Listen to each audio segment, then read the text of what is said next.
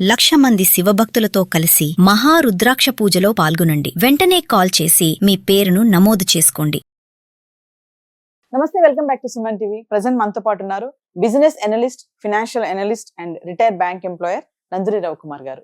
నమస్తే సార్. నమస్తే sir, home loan గురించి మాట్లాడుకుంటే, అంటే హోమ్ లోన్ తీసుకునే వాళ్ళు అన్ని డాక్యుమెంట్స్ కానీ కొన్ని జాగ్రత్తలు తీసుకోవాలని చెప్పి కొన్ని మన వార్తల్లో చూస్తూ ఉంటాం, కొన్ని వీడియోలు చెప్తూ ఉంటారు. అయితే ఇందులో స్ప్రెడ్ అని ఒకటి ఉంటుందంట సార్. హోమ్ లోన్ తీసుకునే వాళ్ళు ఈ స్ప్రెడ్ గురించి తెలుసుకోవాలి, లేదంటే చాలా నష్టపోతారు.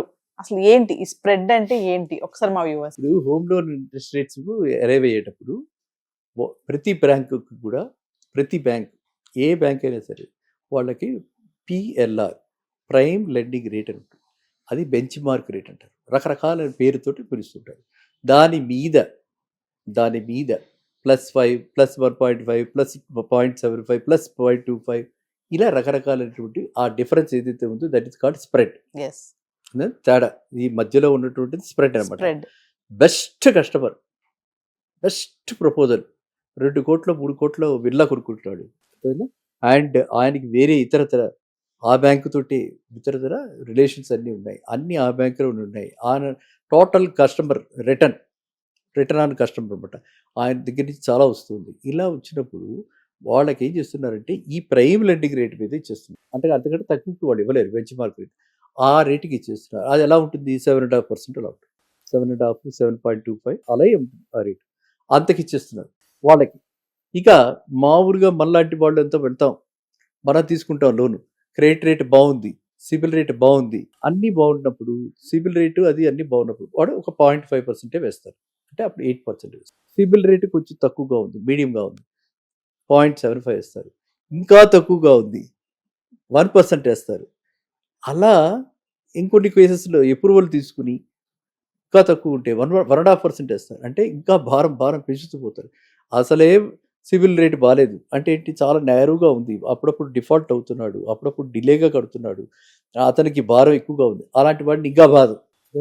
So that is called spread అనమాట. ఆ స్ప్రెడ్ మన సివిల్ రేటింగ్ని బట్టి, మన ఫైనాన్షియల్ మిగతా ఇండికేటర్స్ అన్నిటిని బట్టి ఈ స్ప్రెడ్ డిసైడ్ చేస్తారు. ప్రతి బ్యాంకుకి ఈ సివిల్ స్కోర్కి లింక్డ్ హోమ్ లోన్ రేట్స్ ఉంటాయి, CIBIL score linked housing loan rates.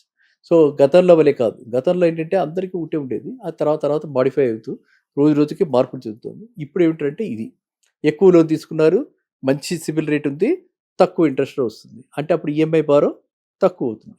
So అందువల్ల ఏంటంటే మొత్తం ఏది ఎలా చెప్పుకున్నా చెప్పడానికే తప్పితే అదర్వైజ్ ఎంటైర్ ఎకానమీ అంతా కూడా క్యాపిటలిస్టిక్ ఎకానమీ. డబ్బున్న వాడికి అన్నీ అందుబాటులో తక్కువ రేట్లో వస్తాయి. ఎందుకంటే ఆయన అది అంతే కదా, భాగ్యవంతుడు, ఆయన కట్టగలడు, గట్టిగా కోపం వస్తే మొత్తం 3 కోట్లు కట్టగలడు, ఈ పరిస్థితి ఉంది ఆయనకి. అందు గురించి అలాంటి వాళ్ళకి తక్కువ రేటుకి ఇస్తారు. That is what is spread. ఓకేనా?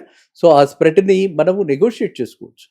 మా స్ప్రెడ్ని మనకి ఎంత రేట్ ఆఫ్ ఇంట్రెస్ట్ ఇస్తున్నారు, ఎంత. నెక్స్ట్ ఏంటి, ఈ ఆర్బీఐ పాలసీ గైడ్లైన్స్ వచ్చి ఆర్బీఐ ఎప్పటికప్పుడు మనకి ఇంట్రెస్ట్ రేట్లు మార్చటం అంటే ఆర్బీఐ వాళ్ళు డిసైడ్ చేసి దానికి కమర్షియల్ బ్యాంక్స్ దానికి ఇంట్రెస్ట్ రేట్ 0.25 పెరగటం, 0.25 తగ్గటం, ఇలాగ వాళ్ళు దాంతోపాటు బెంచ్ మార్క్ రేట్తో పాటు దీన్ని తగ్గిస్తూ ఉంటారు.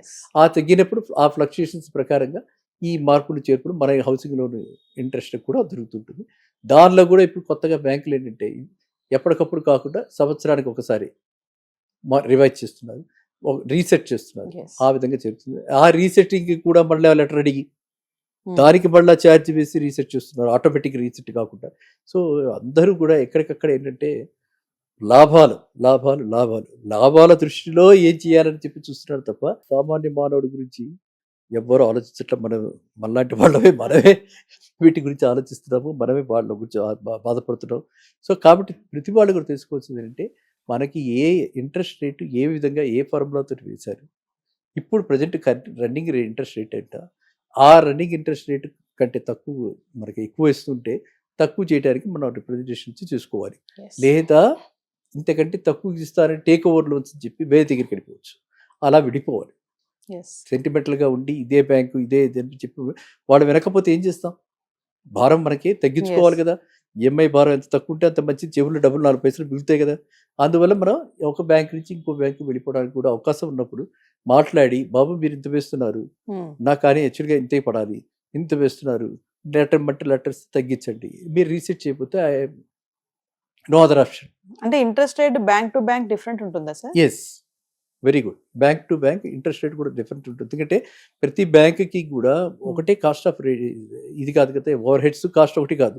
ఇంట్రెస్ట్ రేటు డిపాజిట్స్లో కూడా డిఫరెంట్ రేట్స్ ఉన్నాయి, అదేవిధంగా అడ్వాన్సెస్లో కూడా డిఫరెంట్ రేట్స్ వస్తాయి. అదంతా కూడా ఒక మ్యాక్సిమంలో 0.5% దాకా ఉంటుంది. మనకి చూడడానికి 0.5% చాలా తక్కువగా ఉంటుంది. 0.5% ₹1,00,00,000 మీద వేసుకుంటే ఎక్కువే కదా. అట్లా మనం లెక్క వేసుకుని 10 లక్షలకి అయితే ₹1,00,00,000 వేసుకుని ఎక్కువ. కాబట్టి బ్యాంక్ టు బ్యాంక్ డిఫరెంట్ ఉంటుంది. కాబట్టి bank to bank different, person to person different, వాడి యొక్క క్రెడిట్ రేట్ని బట్టి డిఫరెంట్, వాడి యొక్క ఎక్స్పోజర్ని బట్టి అంటే మనకి ఎంత ఎసెట్ కొనుక్కుంటున్నాడు, ఎంత మార్జిన్ పెడుతున్నాడు, కంఫర్ట్ ఎంత అని చూసి దాన్ని బట్టి డిఫరెంట్. సో అన్ని రకరకాలైనటువంటి పర్మిటేషన్స్ ఉన్నాయి. కాబట్టి మనం ఇలాంటివి ఒకసారి మన పోర్ట్ఫోలియోలో ఒకసారి తిరగేసుకుంటూ హోమ్ లోన్లో ఎంత కడుతున్నాము, ఏం కడుతున్నాం ఏంటి అని చెప్పి చూసుకోవాల్సింది. మళ్ళీ ఆ బాధ్యత వినియోగదారుడిది. అంటే ఎవరు మన గురించి పట్టించుకునే వాళ్ళు, ఎవరి గురించి వాళ్ళే పట్టించుకోవాలి. ఫైనల్ ఒక క్వశ్చన్ సార్, అంటే మీకున్న ఎక్స్పీరియన్స్ లో చాలా మందికి మీరు హోమ్ లోన్ శాంక్షన్ చేసి ఉండొచ్చు, రిజెక్ట్ చేసి కూడా ఉండొచ్చు. అసలు హోమ్ లోన్ అనేది ఏ టైంలో రిజెక్ట్ అవుతుంది అని అంటే సార్? అంటే ఎలా, మీ ఉద్దేశం ఏంటి? ఏ టైంలో అంటే లోన్, హోమ్ లోన్ మనం అప్లై చేసుకున్నాము, కొంతమంది రిజెక్ట్ చేస్తారు, మీకు రాదు హోమ్ లోన్ అంటారు. ఎటువంటి టైంలో రిజెక్ట్ అవుతుంది అంటే ఏ ప్రాస్పెక్టస్ లో? ఫస్ట్ అంటే ప్రైమరీగా సివిల్. అందుకే సివిల్ స్కోర్ చాలా జాగ్రత్తగా కాపాడుకోవాలి, సివిల్ రిపోర్ట్ చాలా జాగ్రత్తగా కాపాడుకోవాలి. అండ్ సివిల్ రిపోర్ట్ రాగానే చాలాసార్లు సివిల్ రిపోర్ట్స్లో పొరపాటు జరుగుతుంటాయి, ఎక్కువగా జరుగుతుంటాయి పొరపాట్లు రిపోర్ట్లో కూడా. సివిల్ రిపోర్ట్లో ఏంటది, మనము ఈఎంఐలు అన్నీ కరెక్ట్గా కట్టేసిన, మనం ఎక్కడో ఎంక్వైరీ చేసి ఎవరో ఎక్కడో అడుగుతారు, మనం ఫ్రీ కార్డే కదా అని చెప్పి మనం డేటా ఇస్తాము, ఫ్రీ కార్డు వాడు తీసుకుని వాడు పంపించేస్తాడు, మనకు అక్కర్లేదురా అంటాం, అయినా కూడా వాడు అలాగే చూపిస్తాడు.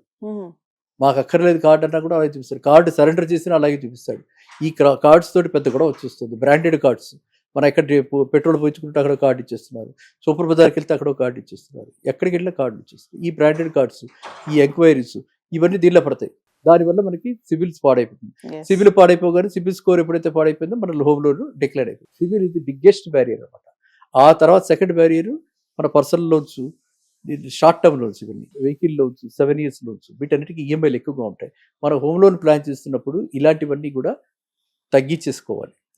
ఇలాంటివన్నీ తగ్గించేసేసుకుని హోమ్ లోన్ తీసుకొచ్చుకున్న తర్వాత దాని మీద మనకి హోమ్ లోన్ తీసుకుంటాం, హోమ్ వచ్చేస్తుంది, దాని మీద రెంట్ వస్తుంది. ఆ రెంట్ వచ్చిన తర్వాత ఆ రెంట్ కూడా యాడ్ చేసుకుని అప్పుడు మళ్ళీ మనకి ఎలిజిబిలిటీ పెరుగుతుంది. కాబట్టి అది ప్లానింగ్ చేసుకోవాలన్నమాట. ప్లానింగ్ చేసుకుంటే ఖచ్చితంగా ప్రతి వాళ్ళకి కూడా హోమ్ లోన్ వస్తుంది.